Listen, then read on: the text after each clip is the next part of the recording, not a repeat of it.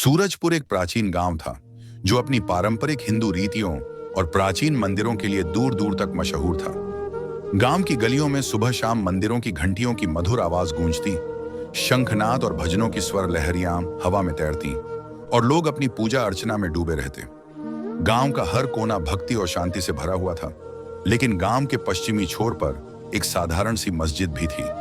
न कोई आलीशान दीवार, न चमकती रोशनी, सिर्फ एक पुराना गुंबद और एक तन्हा मीनार जो वक्त की खामोशी में भी अपने वजूद का ऐलान करती थी।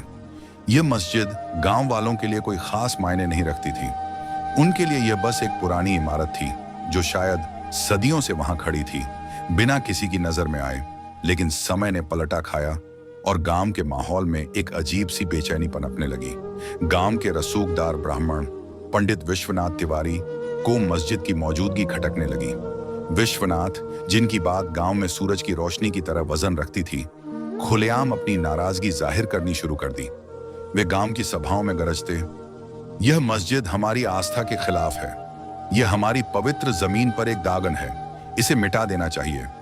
उनके ये शब्द कुछ नौजवानों के दिलों में आग की तरह उतर गए। गांव की चौपालों में मस्जिद के खिलाफ बातें होने लगीं, नफरत भरे भाषण हुए, युवाओं के हाथों में लाठियां थम गईं और धीरे धीरे कुछ लोगों ने मस्जिद को गिराने की ठान ली। एक दिन विश्वनाथ के उकसावे पर गांव के कुछ नौजवान मस्जिद की ओर बढ़े। उनके हाथों में लाठियां थीं और चेहरों पर गुस्सा। उनके कदमों में एक अजीब सी जल्दबाजी थी, जैसे वे कोई पुराना हिसाब चुकाने जा रहे हों। लेकिन जैसे ही वे मस्जिद के दरवाजे पर पहुंचे, एक ऐसा मंजर देखा कि उनके कदम ठिठक गए। मस्जिद के पिछले हिस्से से दर्जनों सांप निकलकर बाहर आ बैठे। वे एकदम शांत थे, न कोई फुफकार, न कोई हरकत। उनकी आंखें चमक रही थीं, जैसे वे कोई खामोश पैगाम दे रहे हों। मौजूदगी इतनी भयावह थी कि हमलावरों के होश उड़ गए। डर और हैरत में वे उल्टे पांव भागे, अपनी लाठियां वहीं छोड़कर। गांव में यह खबर जंगल की आग की तरह फैल गई। लोग आपस में फुसफुसाते, यह क्या था? सांप अचानक कहां से आए? कोई कहता, यह महज इत्तेफाका है, तो कोई दबी जुबान में बोलता, यह अल्लाह का इशारा है। गांव के बुजुर्ग, जिन्हें सब दादाराम कहते थे, गंभीर लहजे में कहा, यह चमत्कार है, इबादत गाह को छूना गुनाह है। किसी भी धर्म की इबादत गाह को नुकसान पहुंचाना ऊपर वाले की नाराजगी को दावत देना है। इस घटना की खबर जब गांव के एक नौजवान अजय को मिली तो वह परेशान हो उठा। अजय पेशे से स्कूल टीचर था और हमेशा इंसाफ और सच की बात करता था। वह गांव के बच्चों को न सिर्फ किताबी इल्म सिखाता, बल्कि इंसानियत और भाईचारे का पाठ भी पढ़ाता था। मस्जिद के खिलाफ उठ रही आवाजें उसके लिए चिंता का विषय बन गईं। वह मस्जिद के पास गया, कुछ देर वहां ठहरा और उसने वहां की शांत हवा को महसूस किया। उसने देखा कि कुछ लोग चुपचाप नमाज पढ़ रहे थे। उनकी आवाजें हल्की थीं, जैसे कोई रूहानी तराना हवा में घुल रहा हो। न कोई शोर, न कोई शिकायत। उसके दिल में सवाल उठा, अगर ये लोग किसी को नुकसान नहीं पहुंचा रहे, तो इनकी इबादत गाह को मिटाने की जरूरत क्यों? क्या हम नफरत की आग में अपनी इंसानियत को भूल रहे हैं? अजय की सोच गहरी होने लगी। उसने गांव के बुजुर्गों से बात करने का मन बनाया ताकि मस्जिद की हकीकत और इसके इतिहास को समझ सके। लेकिन तभी एक और अजीब घटना ने गांव को हिला दिया। मस्जिद के पास फिर से सांप नजर आए। इस बार वे मस्जिद के चारों ओर एक घेरा बनाकर बैठे थे, जैसे कोई अदृश्य दीवार खड़ी कर रहे हों। लोग कहने लगे, यह अल्लाह की हिफाजत है। यह मस्जिद कोई साधारण इमारत नहीं, बल्कि एक मुकद्दस जगह है। विश्वनाथ अब भी अपनी जिद पर कायम थे। वे गांव की सभाओं में कहते, यह कोई चमत्कार नहीं, बस एक डरावना खेल है। ये लोग हमें डराकर अपनी जगह बचाना चाहते हैं। लेकिन उनके कुछ साथी अब सोच में पड़ गए, क्या यह वाकई इत्तेफाक है या ऊपर वाला कुछ दिखा रहा है? इन्हीं दिनों मस्जिद के आसपास और भी रहस्यमय चीजें होने लगीं। दिन के उजाले में वहां एक छाया सी नजर आती, जैसे कोई है पर दिखता नहीं। नमाजियों ने बताया कि मस्जिद की हवा में अब एक अनोखा सुकून है जो पहले कभी नहीं था। कुछ लोग कहते, यहां अब एक रूहानी ताकत है।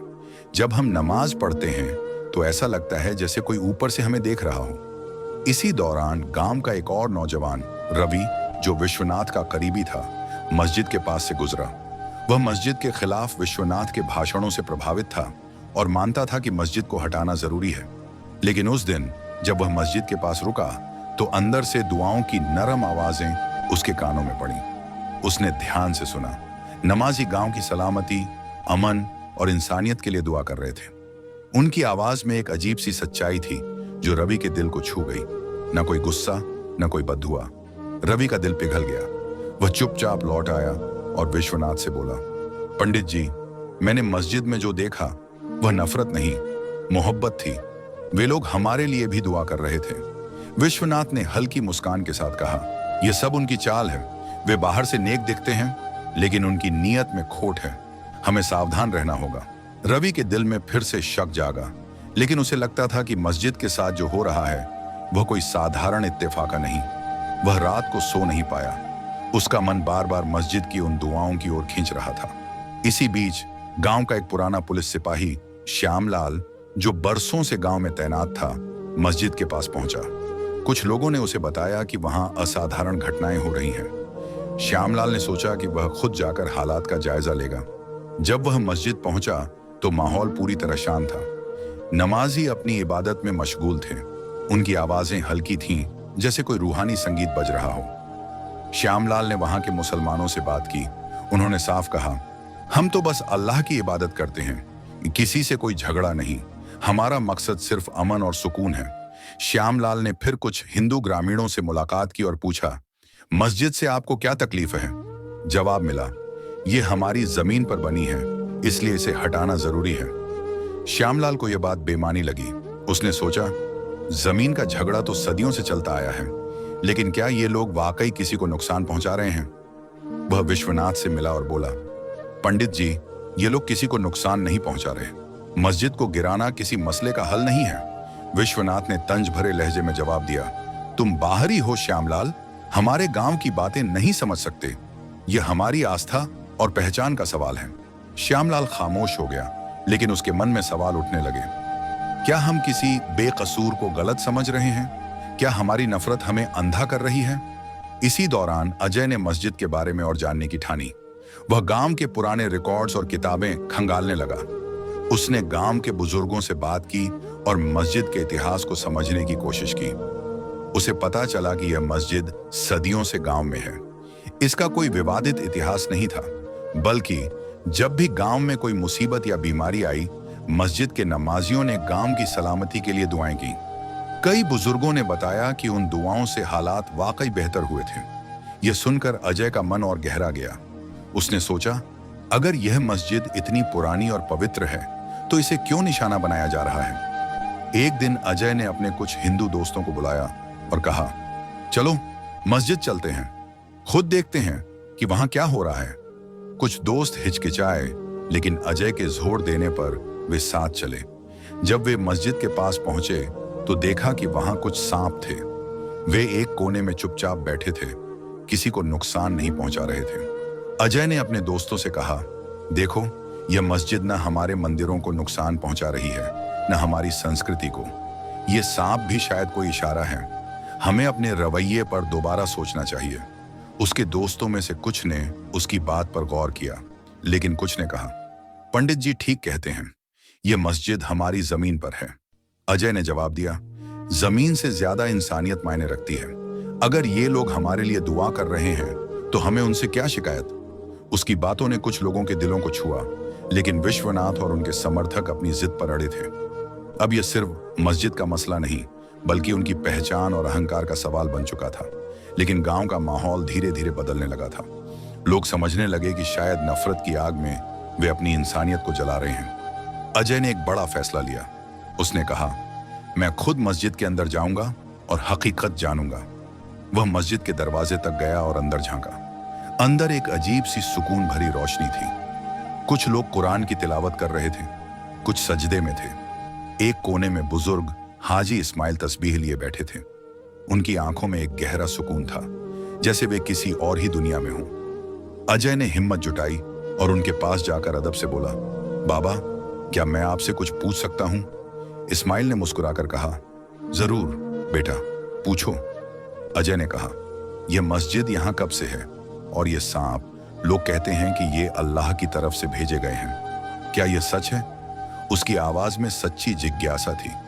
इस्माइल ने थोड़ी देर सोचा और फिर नरम लहजे में बोले, बेटा, यह मस्जिद तो कई पीढ़ियों से यहाँ है। ये हमारे लिए एक मुकद्दस जगह है जहां हम अपने रब से रिश्ता जोड़ते हैं। यहाँ लोग अमन और सुकून की तलाश में आते हैं, और जहां तक सांपों की बात है, हम नहीं जानते वे कहां से आते हैं, मगर यह यकीन है कि हर मखलूक अल्लाह की बनाई हुई है।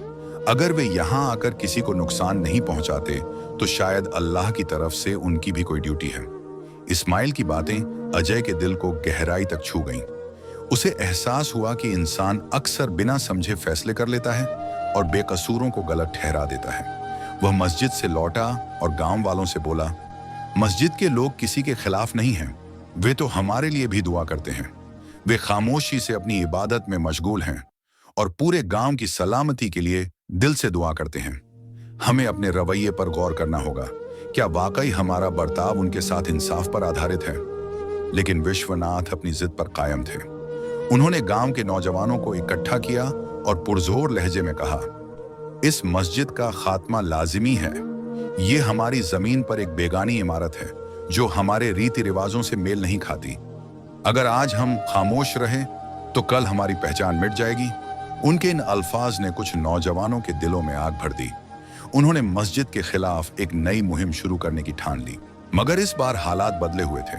अजय और रवि जैसे हक पसंद लोग सामने आ खड़े हुए। अजय ने बुलंद आवाज में कहा, हमारी तहजीब हमें सिखाती है कि हर मजहब को इज्जत दी जाए। अगर यह मस्जिद किसी को नुकसान नहीं पहुंचा रही तो हमारे पास उसे मिटाने का कोई हक नहीं। रवि ने भी उसका साथ दिया। उसने कहा, मैंने मस्जिद में देखा, वे लोग हमारे लिए दुआ कर रहे थे। हमें अपने डर और शक को छोड़ना होगा। गांव अब दो हिस्सों में बढ़ चुका था। एक तरफ विश्वनाथ और उनके समर्थक जो मस्जिद को गिराने पर तुले थे, दूसरी तरफ अजय, रवि और कुछ अन्य लोग जो मस्जिद को रहने देने के हामी थे। टकराव का माहौल बन रहा था, लेकिन मस्जिद पर कोई सीधा हमला नहीं हुआ। हर बार जब कोई बुरा इरादा मस्जिद के करीब पहुंचता, कुदरत जैसे कोई रुकावट खड़ी कर देती। कभी रहस्यमय सांप रास्ता रोक लेते तो कभी रात के सन्नाटे में अजीब सी आवाजें गूंजने लगती। ये वाकयात गांव वालों के दिलों में खौफ भरने लगे। इसी दरमियान एक दिलचस्प मोड़ आया। गांव के बुजुर्ग राम प्रसाद, जो हमेशा हिंदू परंपराओं के सख्त पाबंद रहे थे, उन्होंने ऐलान किया, मैं मस्जिद जाऊंगा, मैं वहां के लोगों से मिलूंगा। मुझे जानना है कि ये लोग कौन हैं और इनकी इबादत का मकसद क्या है।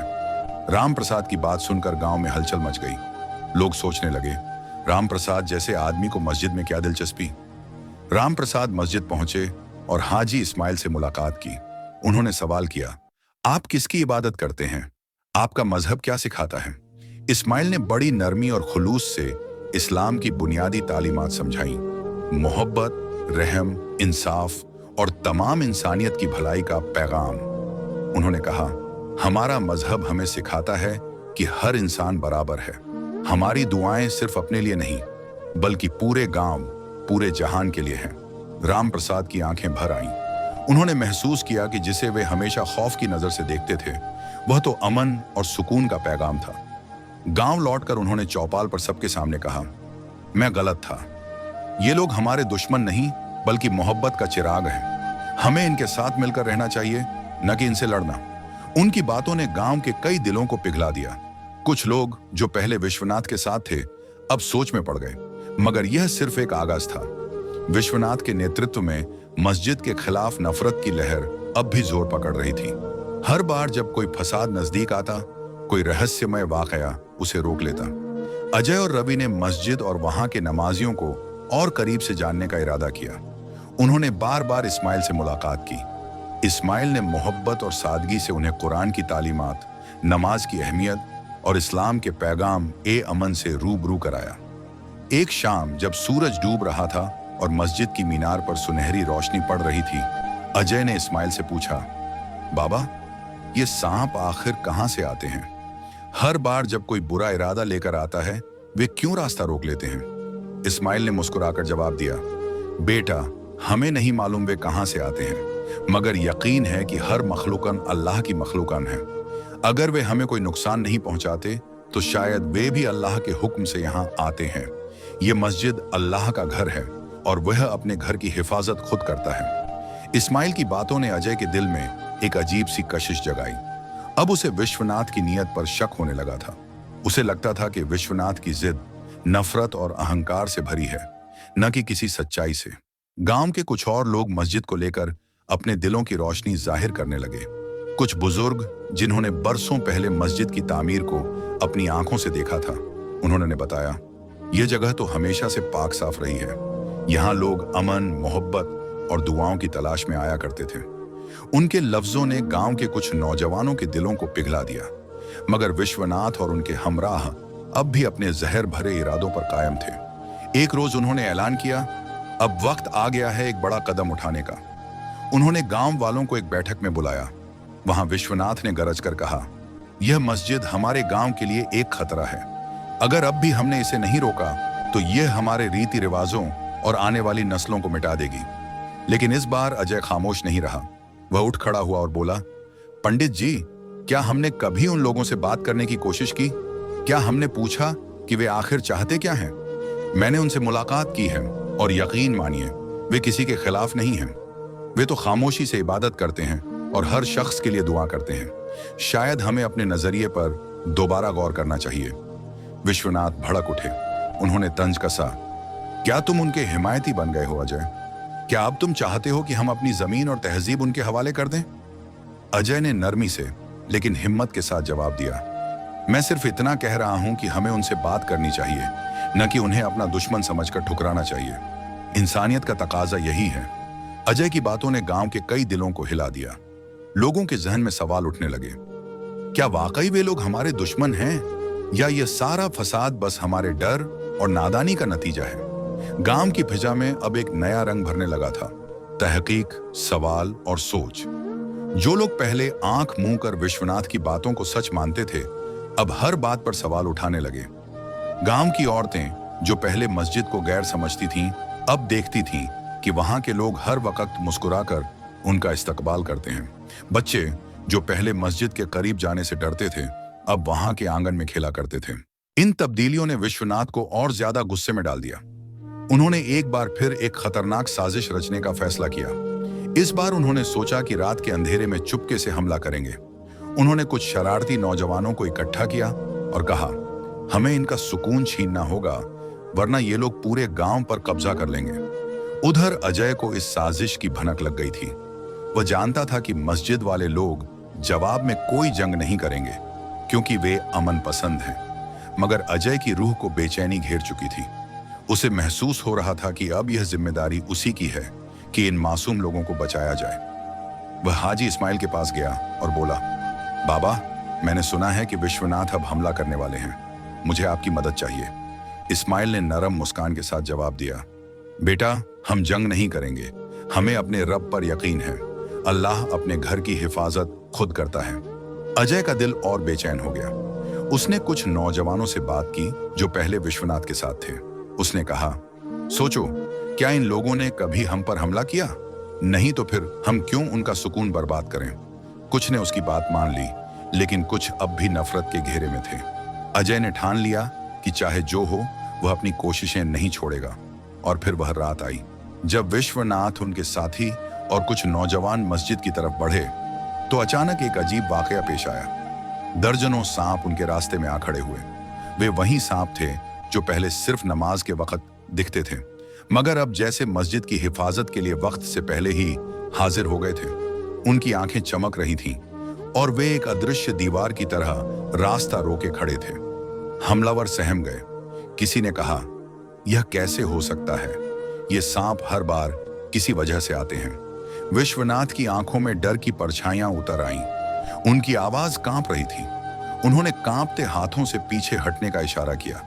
उनके दिलों में खौफ उतर चुका था। शायद यह अल्लाह ताला का इशारा था कि अब रुक जाओ। इस हैरत अंगेज मंजर ने गांव के बाशिंदों के दिलों में एक नई रोशनी पैदा कर दी। लोग अब यह महसूस करने लगे कि यह मस्जिद महज एक इमारत नहीं, बल्कि एक मुकद्दस निशानी है, एक रहमत। अजय की बातें अब लोगों के दिलों को छूने लगी थीं। वह आवाज जिसे कभी नजरअंदाज किया गया था, अब हकीकत का आईना बन चुकी थी। विश्वनाथ ने कोई और कार्रवाई करने से परहेज करना ही बेहतर समझा, लेकिन अजय जानता था कि यह अभी इख्तिताम नहीं, बल्कि आगाज था। उसे अब भी इस गांव में अमन, मोहब्बत और इत्तेहाद का पैगाम फैलाना था, ताकि मस्जिद को दुश्मन नहीं बल्कि बरकत समझा जाए। हमले की नाकामी ने गांव के दिलों को हिला दिया। वे लोग जो पहले विश्वनाथ के साए में थे, अब सोचने पर मजबूर थे। क्या हमारा गुस्सा और गलतफहमी बेईमानी थी? हर रोज सांपों का जाहिर होना, हमलावरों का पीछे हटना और नमाजियों की खामोशी, इन सब ने एक सवाल खड़ा कर दिया। क्या यह वाकई कोई इशारा है? गांव के बुजुर्ग कहने लगे, हम शायद बेवजह उन लोगों के खिलाफ खड़े हैं जो हर बार हमें दुआओं से नवाजते हैं। हाजी इस्माइल की सादगी और नरमी भी गांव में चर्चा का मरकज बन गई थी। अजय ने इस माहौल को समझते हुए गांव के नौजवानों को समझाना शुरू किया। वह कहता, ये लोग हमारे दुश्मन नहीं हैं, बल्कि दुआओं वाले हैं। उनके सीनों में कोई नफरत नहीं। कुछ नौजवान जो पहले विश्वनाथ के करीब थे, अब अजय की बातों पर गौर करने लगे। एक दिन राकेश, जो विश्वनाथ का बेहद करीबी था, अजय के पास आया और बोला, मैंने भी सोचा था कि ये लोग हमें नुकसान पहुंचाना चाहते हैं, मगर शायद मैं गलत था। मैंने कभी मस्जिद के अंदर देखा ही नहीं। क्या तुम मेरे साथ चलोगे? अजय के लिए यह एक बड़ी कामयाबी थी। एक बंद दिल खुलने वाला था। वह राकेश को लेकर मस्जिद पहुंचा। हाजी इस्माइल ने हमेशा की तरह नरम लहजे और मोहब्बत से उनका इस्तकबाल किया। मस्जिद के अंदर की फिजा में एक अनोखा सुकून था। राकेश ने नमाजियों की विनम्रता, कुरान की तिलावत और उस रूहानी सन्नाटे को महसूस किया जो दिल को सुकून देता है। वह हिल गया। उसके लबों से निकला, मैंने गलत समझा था। यह तो वाकई एक पुरसुकून जगह है। अब गांव के दूसरे लोग भी धीरे धीरे मस्जिद के पास आने लगे। कोई दूर से देखता, कोई इस्माइल से सवाल करता, और इस्माइल हमेशा सब्र और तहजीब से जवाब देते, बिना किसी शिकायत या शिकवे के। इसी दरमियान एक और हैरत अंगेज वाकया पेश आया। श्यामलाल, जो पहले विश्वनाथ के कहने पर मस्जिद की तहकीकात करने आया था, अब एक रोज खुद मस्जिद के अंदर आकर बैठ गया। उसने इस्माइल से कहा, मैंने सुना था कि यहाँ कुछ अजीब हो रहा है, मगर यहाँ आकर तो मुझे एक अजीब सी राहत महसूस हुई। क्या आप बता सकते हैं कि आप लोग यहाँ क्या पढ़ते हैं? इस्माइल ने कुछ कुरान की आयतें पढ़ी और उनके तर्ज में बयान किए। श्यामलाल अब एक पुलिस वाला नहीं, बल्कि एक तलबगार था जो दिल से सीखना चाहता था। वह अब अक्सर मस्जिद आता, सवाल करता, सुनता और सोचता। कुछ हफ्तों बाद उसने अपने एक दोस्त से कहा, मैं समझता था कि ये लोग हमारे तौर तरीकों से अलग हैं, मगर इनकी अच्छाई ने मुझे बदल दिया। मैं इनसे वह सुकून पा रहा हूं जिसे मैं बरसों से तलाश रहा था। एक दिन श्यामलाल ने ऐलान किया, मैं इस्लाम कबूल कर रहा हूं। गांव में हलचल मच गई। एक पुलिस वाला, जिसने कभी मस्जिद को शक की निगाह से देखा था, अब उसी मस्जिद में दिल का चैन पा रहा था। लोग हैरान थे, मगर जज्बात काबू में नहीं थे। अब वे लोग जो कल तक मस्जिद से दूर रहते थे, रोज पास आने लगे। कुछ आंखों से देख रहे थे, कुछ दिल से महसूस कर रहे थे। अब भी कुछ लोग विश्वनाथ के असर में थे, मगर हर रोज एक नया चेहरा बदलता, एक नया दिल रोशन होता। यह तब्दीली धीरे धीरे मगर यकीनी थी। मस्जिद के खिलाफ उठने वाली आवाजें अब धीमी पड़ने लगी थीं। अब गांव के ज्यादातर लोग इस्माइल के पास आते, सवाल करते और जवाब में सुकून पाते। उधर विश्वनाथ, जिनका दिल अंदर से बेचैन था, गांव के बदलते मिजाज को देखकर परेशान रहने लगे। उन्होंने एक बार फिर अपनी पुरानी साजिशों की गर्द झाड़ने की कोशिश की। एक रात उन्होंने चुपके से कुछ लोगों को इकट्ठा किया और मस्जिद के खिलाफ कोई बड़ी कार्रवाई करने का इरादा जाहिर किया। मगर इस बार कुछ नौजवान जो कभी उनके हमराह थे, उन्हें रोकने लगे। एक ने कहा, पंडित जी, हमें इन मुसलमानों से कोई खतरा नहीं है। ये लोग तो हर शख्स के लिए दुआ करते हैं, नुकसान देने वाले नहीं। इन लफ्जों ने विश्वनाथ के सीने में आग लगा दी। मगर गांव के लोग अब महसूस करने लगे कि मस्जिद के नमाजी उनके दुश्मन नहीं, बल्कि रोशनी और सुकून का जरिया है। फिर एक शाम जब विश्वनाथ मस्जिद के करीब पहुंचे, वही रहस्यमय सांप फिर जाहिर हो गए। उनके साथी घबराकर पीछे हट गए। ये क्या है? हर बार यही मंजर क्यों? उनके लफ्जों में अब उलझन थी। अजय और इस्माइल ने मिलकर गांव की चौपाल में एक बड़ी सभा रखी। वहां इस्माइल ने इस्लाम की बुनियादी बातें बड़ी नरमी और इल्म के साथ लोगों के सामने रखी। उन्होंने कहा, इस्लाम तशद्दुद नहीं, बल्कि अमन का पैगाम देता है। मस्जिद किसी के खिलाफ नहीं, बल्कि हर शख्स की सलामती और खैर की दुआओं का मरकज है। उस सभा में श्यामलाल भी मौजूद थे। उन्होंने खड़े होकर कहा, मैं भी पहले इन लोगों को गलत समझता था, मगर जब मस्जिद आया तो मेरी सोच बदल गई। यहाँ मुझे वह सुकून मिला जिसकी तलाश मुझे बरसों से थी। अब मैं यही चाहता हूं कि हमारा गांव अमन का गहवारा बने। उस रात के बाद गांव में धीरे धीरे तब्दीली आने लगी। अजय और राकेश ने गांव के नौजवानों को इकट्ठा किया। राकेश ने कहा, हम सब एक ही गांव की मिट्टी से हैं। अगर हम आपस में मोहब्बत नहीं करेंगे तो कौन करेगा? मस्जिद दुश्मन नहीं, अमन का चिराग है। मस्जिद का माहौल अब पूरी तरह रूहानी और मोहब्बत भरा हो चुका था। हाजी इस्माइल ने मस्जिद में एक छोटा सा पुस्तकालय कायम किया, जहां बच्चे न सिर्फ कुरान पढ़ते बल्कि दूसरी मुफीद किताबों से भी इल्म हासिल करते। गांव के बाशिंदे भी वहां आकर किताबें पढ़ते, सोच में बुलंदी लाते और अपने जहन को रोशन करते। एक दिन गांव के बुजुर्ग दादा राम मस्जिद तशरीफ लाए और इस्माइल से बोले, बेटा, मैंने जिंदगी में बहुत कुछ देखा है, मगर दिल की गहराइयों से कह सकता हूं कि यह गांव अब बहुत बेहतर हो चला है। यह सब तुम्हारी खुलूस नियत और मेहनत का नतीजा है। इस्माइल मुस्कुराते हुए बोले, दादा राम, ये सब रहमत-ए इलाही है। मैंने तो बस नियत की, मंजिल तक तो रब्बे करीम ने पहुंचाया। वही विश्वनाथ जो पहले मस्जिद के खिलाफ जहर उगलते थे, अब अक्सर वहां तशरीफ लाने लगे थे। एक रोज उन्होंने इस्माइल से कहा, आपने मेरी सोच को गलत साबित कर दिया। मैं समझता था कि आप लोग हमारे दुश्मन हैं, मगर असल में आप तो हमारे खैर ख्वाह निकले। इस्माइल ने नरमी से जवाब दिया, हम सब एक ही खालिक मालिक के बंदे हैं।